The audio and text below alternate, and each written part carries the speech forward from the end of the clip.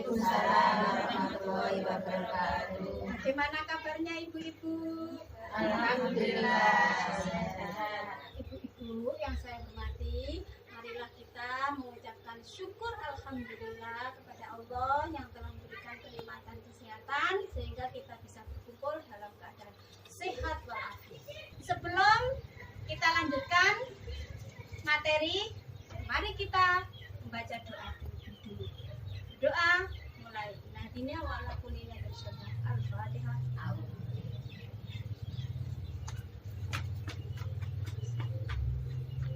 Terima kasih. Mari kita tepuk P2K2. Tepuk P2K2. Pertemuan, Peningkatan kemampuan keluarga. Ibu-ibu, kesempatan kali ini kita akan membahas masalah stunting.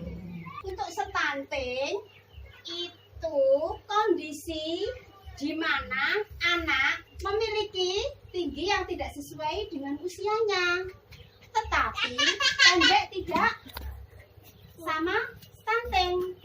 Stunting seringkali terjadi pada 1000 hari pertama kehidupan. Periode emas pertumbuhan dan perkembangan dimulai semenjak terbentuknya janin hingga anak 2 tahun. Ini apa ibu-ibu? Kelapa. Nah, ini terdiri dari apa pohon kelapa? Pohon itu juga berharap agar berbuah. Sebagai orang tua juga punya harapan terhadap anaknya. Nanti ibu tulis harapan ketika anak dewasa. Nah, ini saya bagi. Monggo langsung tanya. Sampun ibu-ibu. Oke, monggo ditempel di buah.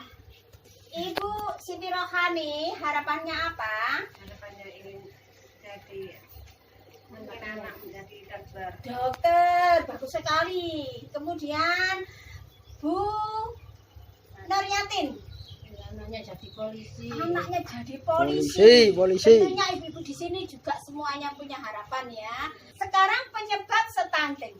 Penyebab stunting itu bisa secara langsung dan tidak langsung.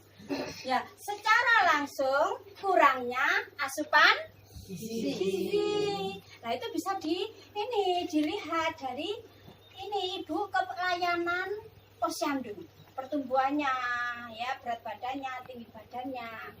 Kemudian secara tidak langsung, yaitu kurangnya stimulasi dari ibu, ayah, dan keluarga. Berikutnya, kurang imunisasi yang menyebabkan anak muda terserang penyakit. Selain itu, yaitu tidak mencuci tangan pakai sabun. BAB, apa BAB?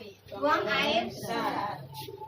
Tidak di jamban yang sehat. Kalau di luar, kuman itu akan tercemar, baik udara, tanah maupun air. Kan ada yang buang air di sungai, gitu.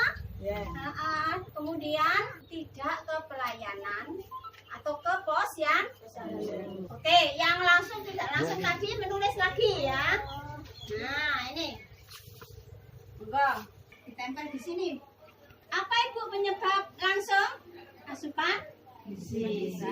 Kemudian yang tidak langsung kurang stimulasi.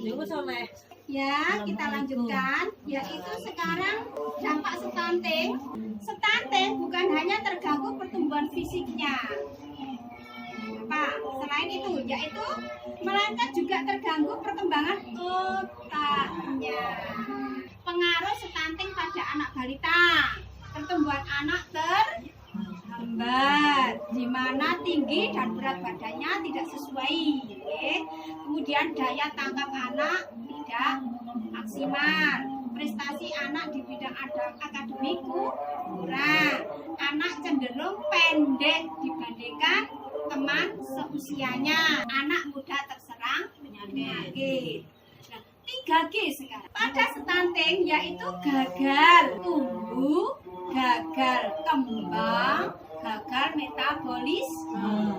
Apa? Gagal tumbuh. Suatu kondisi kondisi pada anak yang ditandai oleh kenaikan berat badan yang tidak sesuai.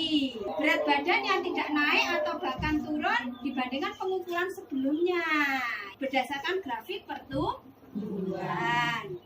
Maka dari itu orang tua perlu terus memantau perkembangan kenaikan berat badan anak. Jika berat badan anak tidak sesuai cenderung turun, kemudian anak terkena gagal tumbuh. Sekarang gagal kembang. Gagal kembang itu kegagalan tumbuh kembang anak pada anak lahir sampai dengan usia 2 tahun. Berkaitan dengan kondisi di mana anak mengalami keterlambatan terhadap pertumbuhan fisik sehingga perkembangan sering dinilai tidak normal. Umumnya kegagalan pada tumbuh kembang anak disebabkan kurangnya nutrisi ya. Sekarang gagal metabolisme, kelainan medis yang mempengaruhi produksi sel tubuh anak, umumnya kelahiran genetik mengakibatkan gangguan pada metabolisme sehingga zat pertumbuhan perkembangan yang berperan dalam metabolisme sel hilang. Selain itu dapat juga diakibatkan oleh makanan, infeksi, racun dan lain-lain. Ketika seseorang anak mengalami gangguan metabolisme, proses kerja organ tubuhnya terganggu. Nah, sekarang dukungan, pencegahan dan penanganan pada anak stunting. Pesan penting pencegahan dan penanganan stunting meliputi perhatikan gizi anak dalam 1000 hari pertama kehidupan, dimulai sejak masa kehamilan hingga anak berusia 2 tahun. Ibu hamil dan menyusui harus mengonsumsi makanan yang gizi yang seimbang. Terus ibu hamil juga minum TTD, tablet tambah darah, sekali dalam sehari. Selain itu periksakan kehamilan setidaknya berapa kali? 4 kali selama kehamilan. Kemana? Bidan, posyandu, puskesmas agar terjaga kesehatan ibu dan ibu hamil bayi baru lahir sampai usia 6 tahun harus dipantau pertumbuhan perkembangannya di layanan posyandu setiap bulan. Tak kalah pentingnya lagi yaitu cuci tangan pakai sabun. Jangan hanya mencuci tangan saja terus makan. Setelah aktivitas yuk bekerja, nyekel duit, cuci tangan dulu. Buang air besar di jamban sehat. Lindungi anak dari penyakit berbahaya dengan imunisasi mau lengkap tepat waktu. Pemberian stimulasi pada janin dan bayi baru lahir sampai usia 6 tahun. Mengakses layanan masyarakat dan informasi yang tepat. Jika terdapat anak stunting, keluarga dan masyarakat perlu melakukan beberapa hal. 1. Informasikan kepada SDM Kesos, petugas layanan kesehatan. Berikan gizi dan nutrisi yang baik. Berikan stimulasi pada anak. Tidak memberikan pelebelan dan mengolok-olok anak stunting. Ibu-ibu, itu tadi yaitu masalah stunting. Bahwa stunting itu tidak ada obatnya, hanya bisa dicegah. Oleh karena itu kita harus hidup sehat. Ingin anak sehat?